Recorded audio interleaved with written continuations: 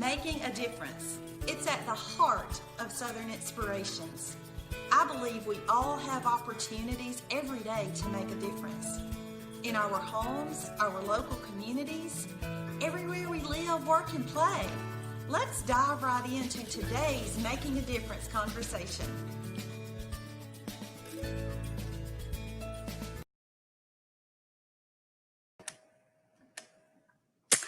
Well, hello, everyone. I am Michelle Hill with Southern Inspirations, and I'm here today with my special guest, Mary Meacham. Mary, thank you so much for joining me today. Thank you for having me. Oh, you are very welcome. Y'all, we are here today to talk about an incredibly important subject. This topic, as Mary and I are going to discuss with you as we get into this broadcast, is one that isn't necessarily talked about a lot. Sometimes people really don't want to have this discussion, Mary, but we're going to talk about it. And particularly because not only is the awareness important, Mary, but I know that you agree, we've got to stop the stigma. We've got to stop people thinking that it's not okay to talk about it.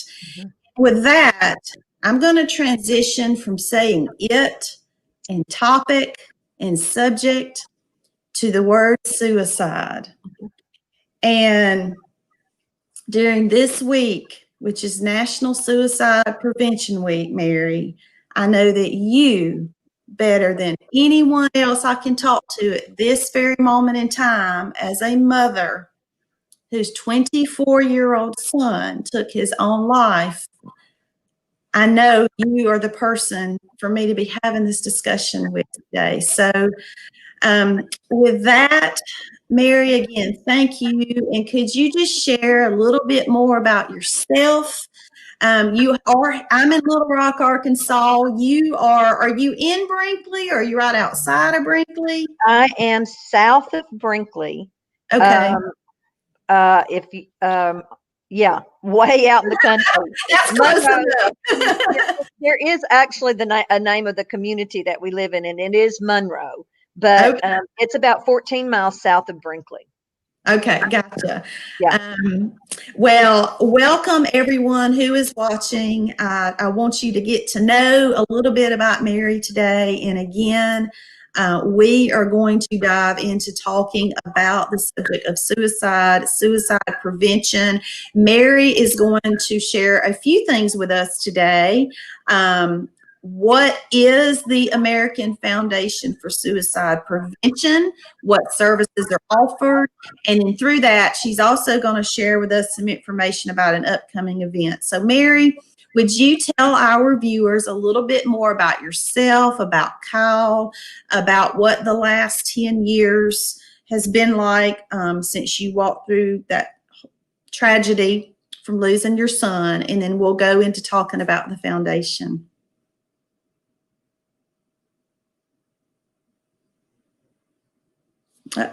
Let's see here.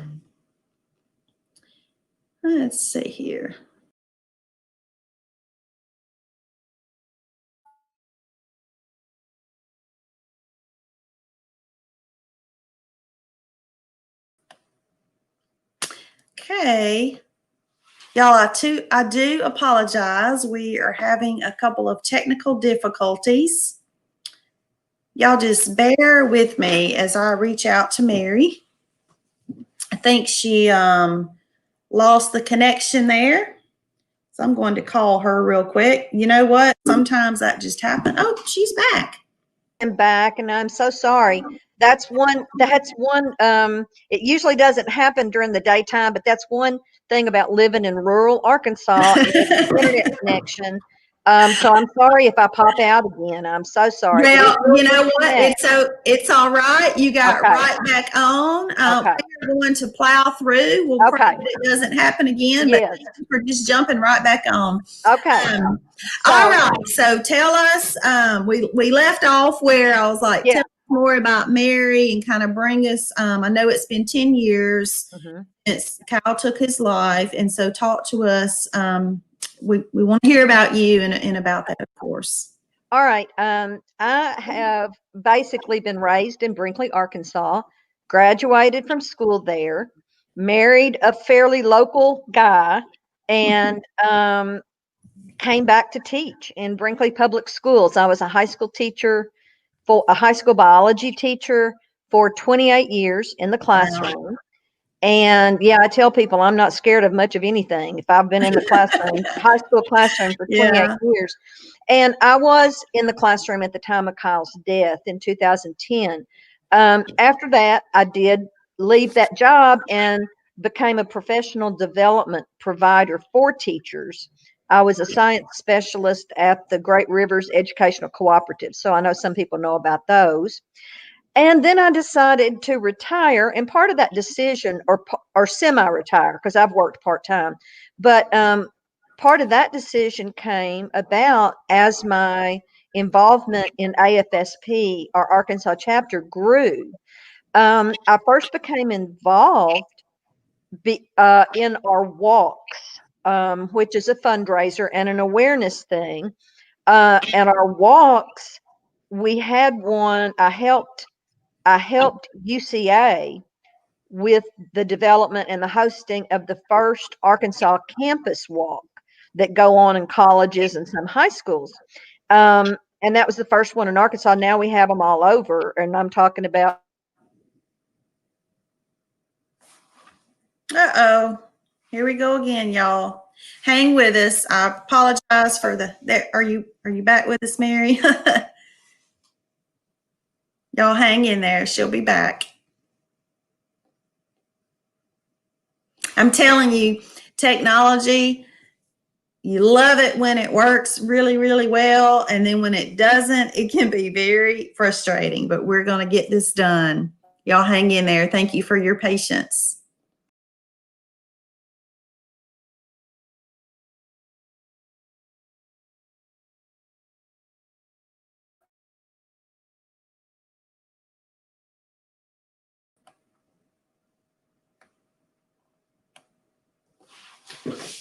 All right. Thank you so much for watching. I see that there's several of you who have joined.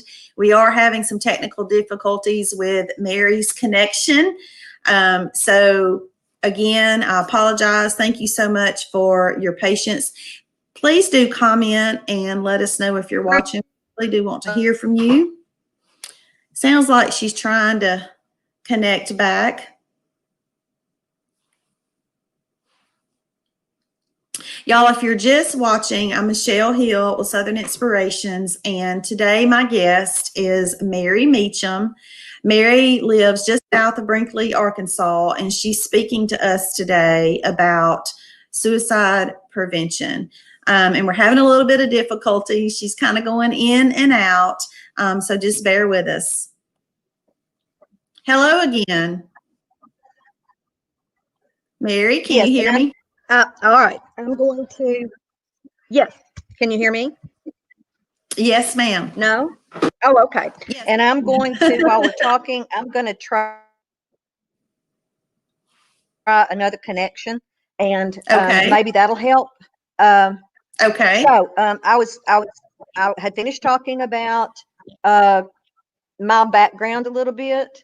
So I got more and more involved with AFSP, and I found out more about their educational programs, and it hit me, oh, that's what I'm supposed to be doing. I'm an educator.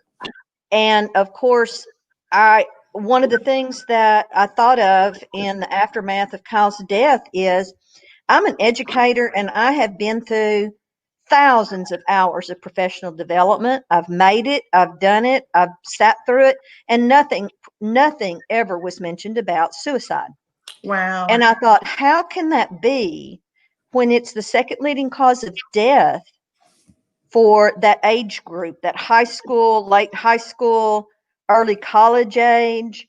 So I thought, I'm going to start doing what I can to educate others so that people won't feel like I did, in that, how could I not know anything? Right. So you You know. are on the board for the American Foundation for Suicide Prevention, Arkansas Chapter. And Yes. I think I have this right. You are the chair of educational programming. Yes, I am. Okay. Yes. So what that means is I do present a lot. Mhm. Our different programs.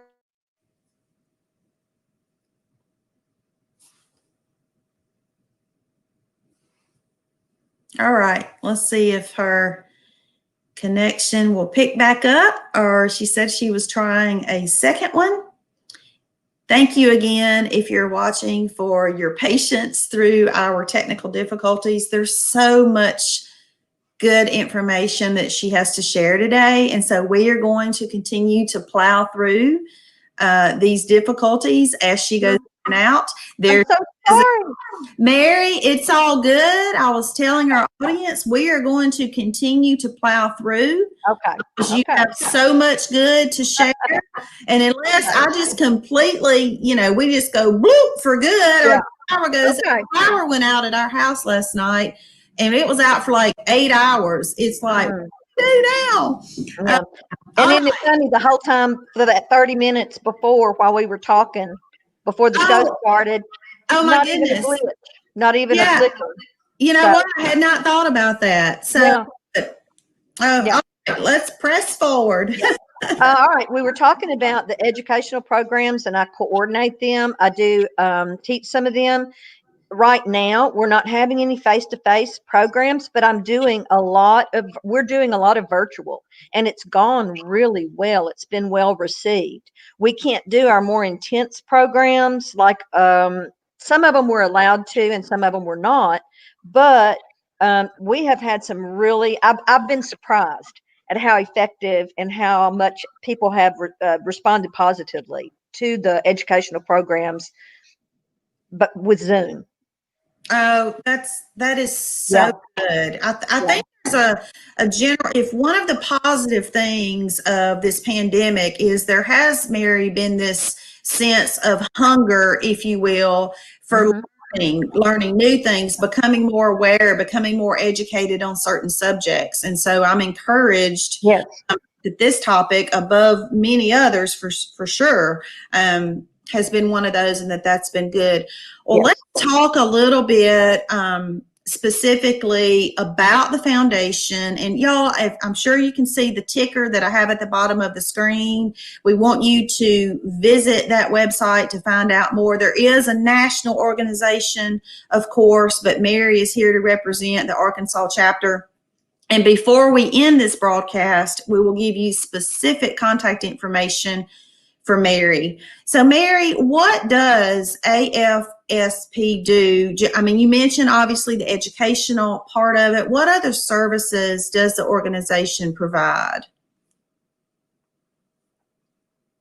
Uh-oh. I was wondering if she was stuck again, because as I was talking, she didn't seem to be moving. So there we go. Did you? And I did get a chance to change my connection. So we'll see. Good. So I was just asking, what services, you mentioned obviously the educational part of it that you were so heavily involved with, but beyond that, what other services does the AFSP provide, and what sort of individuals does the organization serve? Yes, AFSP, American Foundation for Suicide Prevention, is the leading nonprofit in the United States. As far as it's a leader in suicide prevention and intervention in the whole United States. We have chapters in all 50 states. And as far as nonprofits go, we're a fairly new organization, just since 1987. So, when you compare to the Cancer Society or the Heart Association, we've just had exponential growth as people have sought out more and more information. So our mission statement is to save lives and support those who are dealing with suicide.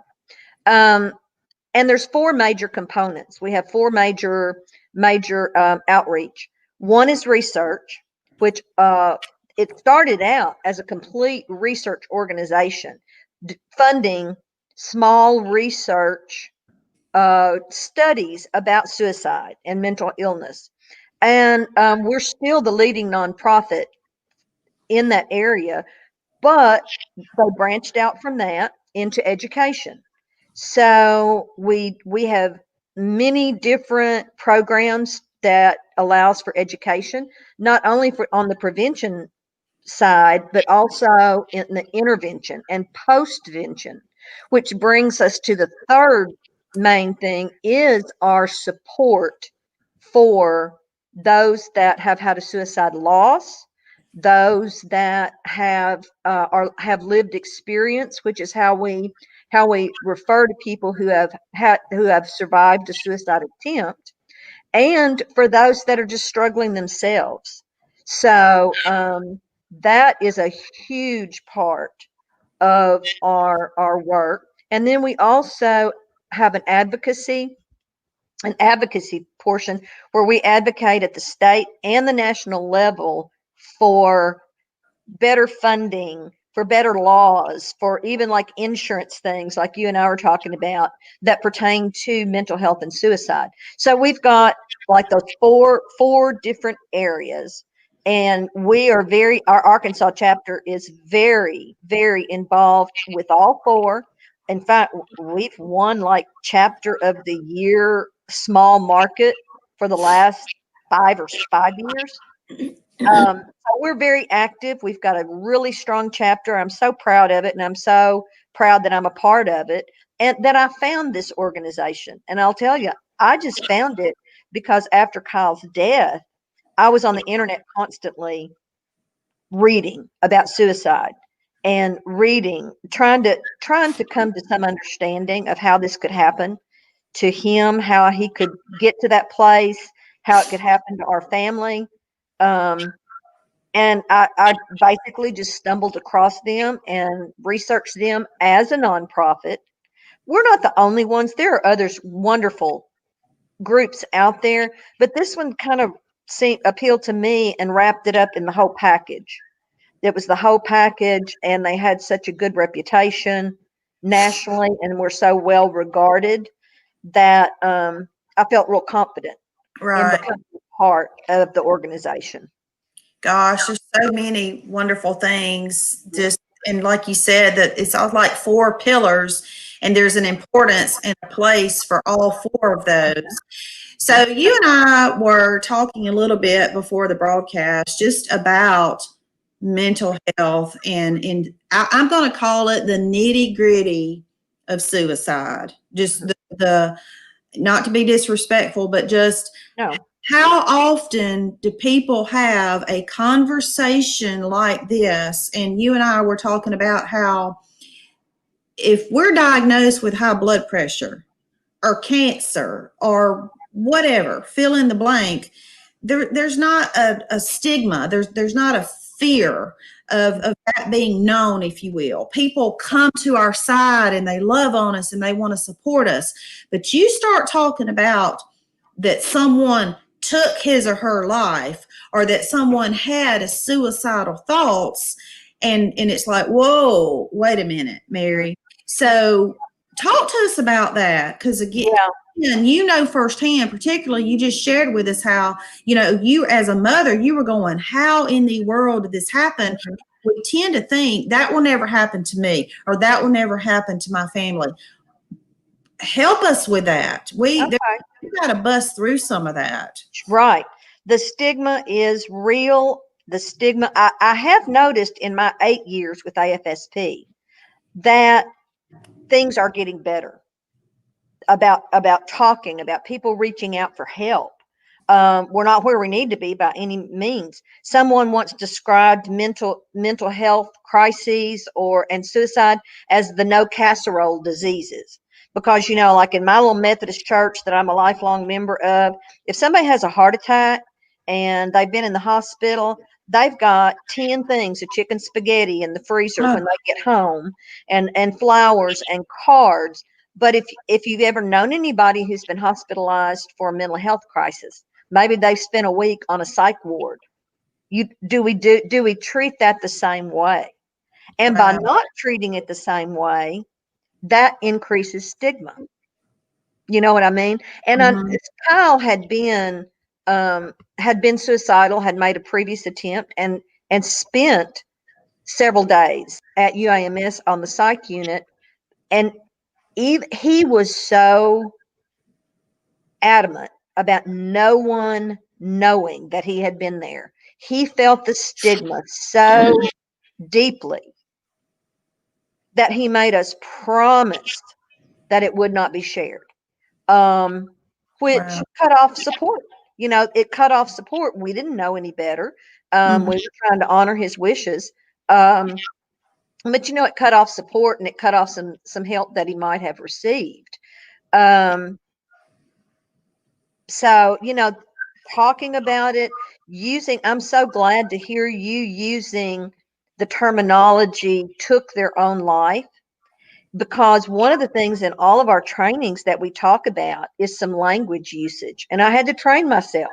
Mhm. What do we usually hear referred to? We hear someone committed suicide. Mhm. And that actually can increase or perpetuate stigma. What else do people commit? They commit sins, they commit crimes. So Such a good point. a much better way to refer to it is died by suicide, or took their own life, or Mhm. literally just bluntly killed themselves. We don't want to refer to things as a successful attempt. Oh. That is a death by suicide. That is completely unnecessary. So using the proper language, and I had to, like I say, I had to consciously teach myself Mhm. and change I would feel myself beginning to say commit, and I would stop myself and correct myself. And now Mhm. I don't even think that way. But like a successful attempt is not appropriate. A failed attempt is just a suicide attempt. You know, that language should not be used. And it's funny to think that something that simple can actually help reduce the stigma that Right. surrounds talking about things. Right. Yeah. Well, when you use words like that, there's an automatic something was wrong with that person. Mhm. Something was wrong with them. They just weren't right. Mhm. And that automatically, I don't know if that fed back into Kyle's psyche, so to speak, that then he did, even though after coming out of the hospital, he attempted and for purposes of this discussion, succeeded in that attempt that next time. One has to wonder, Mary, what was going on inside. If he was so set on, so adamant that no one know, that had to play a role in what was already a vulnerable state of mind, I would think. Then Very much new so. weight. He had a new weight on him. Yes. So not only was I thinking about it, I actually attempted it. So now I have this new weight of I'm going to carry it inside of me. I'm going to ask my parents to carry it inside of them and no one know. I Yes. can't. It's so much. It's overwhelming. Yes. Um, That that that deep seated and that deep seated feeling that this is something about my character. This right. is something that's wrong, like you said, wrong with me. Well, the main thing that is wrong with people who die by suicide, number one, the vast majority of people who die by suicide suffer from a mental health condition at the time of their death, depression being the main one. Now, we hear all the time, and I talk to people all the time, they've had a loss, that there were no signs, they didn't act like they were depressed. Well, I'll tell you, people with some of these mental health conditions are great actors. They can put on the mask and everybody can think they're all right. Most usually, though, people who are thinking about suicide will give some warning signs to someone. It may not be their family. It may not be, those warning signs may not show up in many areas of their life, but in some area, they have probably given some warning signs. And of course, hindsight's always 2020. Right. I'm sure that you went back and just Oh, questioned. You thought of scenarios, what was said, what was done, what could have been said, what could have been done. What about that time when he blank? Should I have done blank? And what a turmoil, though, that must have been even for you, Mary, to definitely. walk through that. And that was just something I had to work through. I knew, I now, it was very clear to me, the more I knew about mental illness and suicide, that Kyle showed definite signs of depression during his beginning in his middle school years, and always had some of those signs, but he very successfully pulled out of any crisis portions. Um, or events, and he would always seem to pull out of it. And I Yeah. even remember when he was a young teenager saying, I think we may need to go talk to somebody. And he got very upset and said, you can take me someplace, but you can't make me talk to him. And I just, and like you said, I went through a lot. Everybody does. There's a big difference between guilt to me and regret. I have regrets now, that because I know that I did the best I could. We did the best we could with what we knew at that time. Right. And Right. so that's very important. One thing you touched upon is like a person who is in a suicidal crisis is not thinking logically. Their perspective is that this is the most horrible pain I've ever been in. Mhm. And the only choice I have is to end my pain by taking my own life or live in this pain forever. And so they get tunnel vision. It's almost like tunnel Right. vision. Their thinking becomes limited to just those two choices. But we do know for sure that if we can put some time between that suicidal crisis and them having access to a way to end their life, that crisis point doesn't stay at a peak. Okay. It may begin to subside. And as it subsides, that gives time for someone to notice, for them to maybe reach out, or for them to maybe actually start considering the fact that this may not be forever. Right. So, So, Mary, that brings up another, just you making that statement that they aren't thinking logically. That's so true. That brings up another comment/question that I want to talk about. I have heard it said just throughout my life. I'm 53 years old. I don't mind saying how old I am, on and off. I've heard comments made that individuals who take their own lives, that's the most selfish thing that they could do. So they aren't thinking about anyone else. And again, you just touched on it. You've already stated, folks in a crisis, if you're that low and you're thinking the only option I have left right now in this misery is to get out of my misery, is that, talk to us about the selfish part. Is it being selfish? I just want to keep it real here because I've heard that say, I don't know about you. I have too. I mean, And people have said that. I'm not gonna, I don't know that I potentially even said it myself. I hope, Right. but I could have if we're just being transparent. Right. People have said that to me.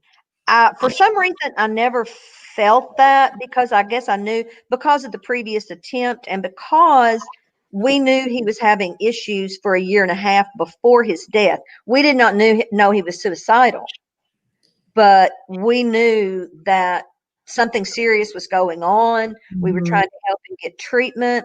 But yeah, I've had people say that to me. How could he be that selfish? he had such a wonderful family. He was on the cusp of his career. Mhm.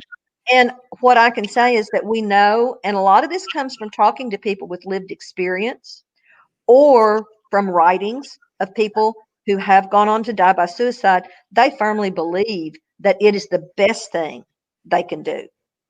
They firmly believe that everyone will be better off If without them. I mean, that's been verified by research. wow. And you bringing that, up that myth leads me to think about some others that I had in my head. I was never taught these things, but I absorbed it from my culture, I guess, in that if someone has decided they want to kill themselves, there's nothing that can be done to stop them. That's wrong. There's much that can be done to stop them. Prop some of those up. It may take me just a second to get it as you're talking, but I really, especially for folks who go back and watch this as a replay, or if they don't have audio on, or Right. so I want to make sure I get this right. So, there's nothing to do to stop them. Right. Okay. Huge myth. And one of the things that can be done is to put some time, to get some time, no matter what. You have to, it may be just a few minutes. It may be a few hours, but there's multiple things that can be done. And talking to someone and knowing how to talk to them and knowing where to get help, that's very important for all of us. Earlier you said it's this time between the crisis and them having access. How did you put that? Access to means. Okay, the time between the suicidal crisis and access to the means. Right. Okay. And brings up another and access to means is making sure they don't have access to potentially lethal medications. Number one is that finding out if they have access to firearms. And here in Arkansas, a rural state, a hunting state, my family, my husband hunts, has for a lifetime. But if we're worried about a person, we need to make sure that all firearms, ammunition are not within their reach. Right. If we have any idea. So that's various, that can take various means, various ways. Another myth is that if a person doesn't have access to one means, they will find another way. And research has shown that is not true. Really? Because, yes, that when they do not, when their plan to die in one way is not available, they don't seek out usually a completely different way. So, and when you think about it, guess what? If in their suicidal crisis, they are thinking, I'm going to end my life in this way, and that's not available, what does that give them? It gives them time. Gives time. We know that, one statistic, 50% of all firearm deaths are suicides. Really? 50%. All firearm, I'll put that up there. Deaths or suicide. Gosh, I just thought of another question that I wanted to ask you, and I can't remember. I know what it was. And I'm not sure if you know this stat right now or not. You probably do, but what's the percentage of people who are in a suicide crisis who really it's just a cry for help? Like, they want people to know. They may not admit it's a cry for help, like, hey, this is my cry for help. Right. At the same time, it really is a cry. Am I asking that right? Yes, I know. I understand what you're asking. And I have heard up to 90% Okay. up to 90%, because people are ambivalent, even up to the Mhm. last seconds. Yeah. They're ambivalent. It's not that they, one way to put it, it's not that they fully want to die. They just don't know how to live with the pain that they're in. Right. And so, and like what you're talking about are what we call warning signs. And knowing those warning signs, and also being aware if there are risk factors, which a risk Mhm. factor is something that is there for that person. You know, a warning sign is a behavior. Risk factors are not necessarily behaviors. So to know those, and to know what we talked about in the pre-show, to know that it's okay to say, are you thinking about suicide? Wow. And that has actually been shown to give people a sense of relief in that, hey, somebody has recognized this. Somebody has noticed that I have been giving this cry for help. That, because that's another myth, is that if you say the word suicide, you'll put that in people's brains. You'll put the Right. idea in their head. Well, Mhm. we can't control human thought that easily. If Right. so, I would contact Bill Gates and say, "Hey, send me about one of those billions that you're sending." But you know, Yeah. and what, you like in schools. Schools used to be very hesitant to bring any kind of curriculum about suicide, that talked about suicide, into the schools, because they thought it would put it in their heads. And a superintendent once said to me is, I just don't want those kids talking about that. And I said, sir, those kids are already talking about it. So Yep. the Yep. question is, do we want to control the conversation in a safe way? Or do we want to let them just try to figure things out on their own? Well, and Mary, that brings up another point, and I've actually done a story on this subject. It's been about a year ago now, but that's bullying. Just the increase of bullying. It seems to be getting at a younger age, and these middle schoolers, even elementary age, unfortunately, they're getting to that point to where they've been bullied so much they're willing to take their own lives because your point again, they don't know any other way out.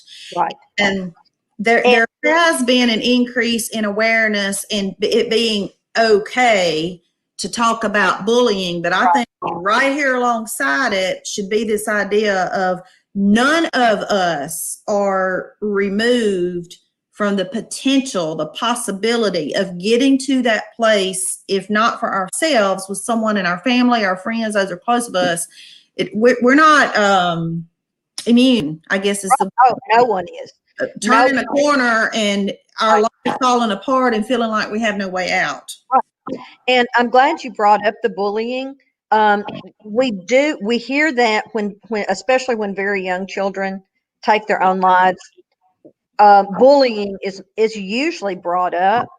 But one thing we know is that it's not suicide is a very complex issue. You know, lots of kids are bullied and don't die by suicide, the vast majority. So bullying is one of those environmental factors that may play a part, you know, that we see. Right. That's the visible thing we see. What we Mm-hmm. may not know is that child has untreated depression, that their home situation is also challenging, or there's stuff going on there. Um, so we don't want to draw a straight line Right.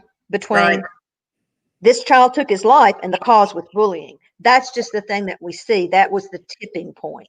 Mm-hmm. So that is an environmental factor that so many kids are having to, and you know, not just kids. We tend to focus on young people because it is the second leading cause of death for that young age group. But actually, in numbers, we lose more people to suicide in the age group 35 to 64. Mm. That transition into middle age Mhm. And the overwhelming majority of those deaths are white males. Wow. So even though it's the 10th leading cause of death for those age groups, if we averaged them, Mhm. because they're dying of other things in that Right. age. Right. So your point as to we can't think that we can't focus on just one group. We've got to keep that possibility open that anybody is at risk actually for suicide. Right. Oh wow, so much good information. I could just stay here all day just talking about it. You're just a wealth of knowledge. You've been doing this for 10 years, and your heart and your humility, your grace, it all just shows through. And wow, you're a strong woman. People say that to me, and I say I don't feel like I am. Yeah. But there's no other choice for me.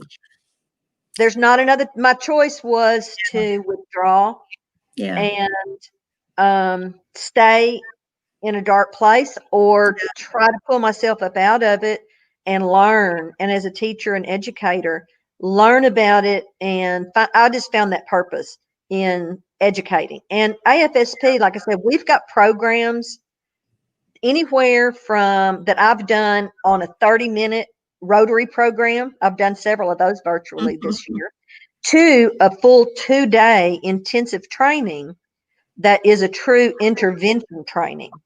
So we've got programs to fit any group, from school children to senior citizens, veterans.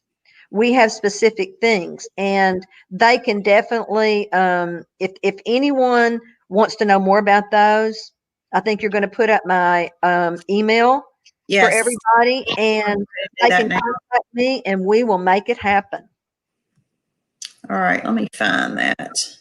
My cursor was being a little crazy and jumping everywhere. Or it could be user error. Let's see where I could do that. I'll put so many notes in here. Your email.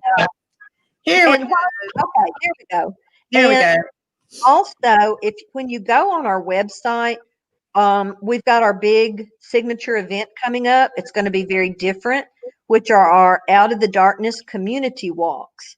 And this year, we usually have maybe 8 at different actual walks and events, but this year they're going to be virtual, and we're going to have them on 2 different days. And there will be activities, virtual activities, but if you're interested in, if you've lost someone, if you just want to show support for the cause, register for our walk. It is a fundraiser, but that is not a requirement for you to join us in the walk. But it's a very affirming and uplifting event. So I would encourage y'all to seek that out. Also, for survivors of loss, we have International Survivor of Suicide Day. And that is always the Saturday before Thanksgiving. I'm typing that in. Make sure it's right. International Survivor of Suicide Day. Okay. Actually, I think it's Suicide Loss Day, but that's okay. Okay. On our website, you can find information about that. That was one of the first things that I went to that showed me I'm not alone. One of my desperate needs was to talk to another mother who had lost a child by suicide. I had very good friends that had lost children, but not in that particular manner. And that just adds a layer to your grief. And I desperately wanted that, and I didn't know anybody. But in our support, that International Day, attending that, and also I've become a part of Healing Conversations, which means that someone can contact AFSP and request a call or a visit from someone like me. Like if a mother, if a mother has a loss and they need to talk to someone, they they shift it to me, or they can contact me directly. Oh, that's so good. That's That is so good. There is just a plethora of resources, services, and it's from people just like you who unfortunately and sadly have been down that road, Mary, have walked that path. But I'm a big believer that God can and does make beauty out of ashes. And in the deepest, darkest places of our lives, one that you have most certainly walked through with the loss of your son, not that you would ever, your wildest right. thoughts want that. Right. But now that you're here. That is your reality. You've been, this is part of your life now. Yes. You have chosen to move forward in a way that is helpful to others. And Charles Swindoll says, your attitude determines your altitude. I love that quote. And it's so true because we get to choose. And now granted, we're all allowed that space and that time to grieve, to mourn, and to scream and yell and pitch fits and ask why. I mean, let's just keep it real here. Yeah. And walk through those days of the cycle of grief, and to your point, with the extra layer of suicide. But when we get to that other side, if we can dig deep in us to find that purpose, albeit still difficult to understand, we won't know that on this side of heaven. But you are now, the number of lives that you're touching just by your willing heart through AFSP and just your personal journey. That's what it's all about, Mary. And I know, again, we referred back to our pre-show several times, and I'm so thankful we had that 30 minutes of uninterrupted discussion. Oh, yes. Yes. And I'll know next time to use my phone as a hotspot instead of my regular internet. Hey. Learn something all the time. And I want to thank you, Michelle, because even though you haven't been personally touched with the suicide loss, it's people like you who want to get involved without having that experience, that you realize the importance of this education and the importance of talking about it. Like one of our signature programs is the label Talk Saves Lives. And it is absolutely true. Let me put that up here. Talk Saves Lives. Get that up there. It's so funny, Mary. I've been doing this virtually now since March. You know, I used to go out and I'd come sit on your sofa with you, and we'd pop up my cell phone on my little tripod and have a conversation. We all know that has changed. But when I first started these months ago, of course, I like everything that you just start is new and you learn improved ways. But I was so worried about trying to get that little, note up there at just the right time or whatever. Yeah. And so I just kind of eased into, this is a conversation, and it kind of is what it is. And it's like, hey, audience, thank you for joining. But I'm going to sit here and type, and I might be looking down a couple of times while I'm typing, because the message is more important. It is the perfect way of the mess that I might be making of it, if that makes sense. So I'm like that too. Sometimes I tell them I do try my best and try my hardest, but I will make mistakes. I'm not a mental health professional, but you're getting what you pay for. I love it. Oh my goodness. Well, we are about to wrap it up. Mary, before we do, though, is there anything else that we've not covered that you would like to share? Oh, there is so much, but I think you've done an excellent job on hitting on some of the most asked questions. And yeah, so if just wanting to know more, going to our website, checking around through that. Like I say, I can spend days talking about this, obviously. But I just encourage everybody to know more, to make the effort to know more about mental health, how to take care of our mental health, and about suicide and how we can prevent it. Because one of the things that is our mainstay is that we believe suicide can be prevented with enough education, with recognizing people in need, with treatment, and with correct treatment. Wow. We know these things can work because suicide is preventable. Wow. I think there's no better way to end it. And that's the story that you're telling every single day. So thank you again. I'm going to leave up your email and the website address until we end this thing, because I want folks to have that very handy. So thank you again for your time, your heart, your willingness to share with me, with my audience. We're going to keep doing this. I want to keep I can help. Advocate. Thank you. And thank you to everyone who's watching.